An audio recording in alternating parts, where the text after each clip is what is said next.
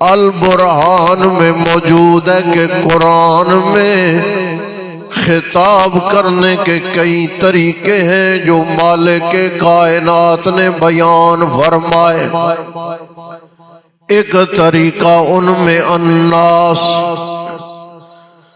پوری کائنات اور پوری نسل انسانی کو اللہ کریم نے مخاطب فرمایا الناس،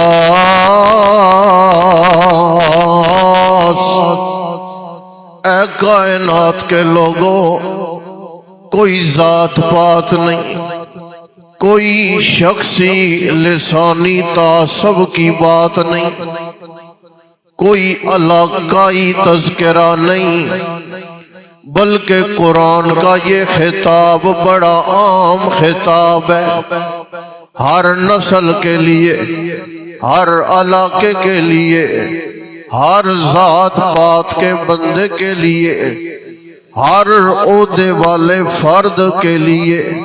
الناس،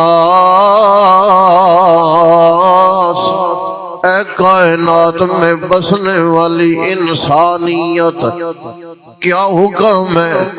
اللہ نے فرمایا اعبدوا ربکم، عبادت کا مسئلہ آئے اللہ کے سوا کسی اور کی عبادت نہیں کرنی۔ مفسرین کرام میں حضرت عبداللہ ابن عباس رضی اللہ تعالی عنہما کا فرمان ہے، قرآن جہاں پر عبادت کا ذکر کرے اس کا مطلب ہے توحید، اس کا مطلب ہے اللہ پاک کی وحدانیت۔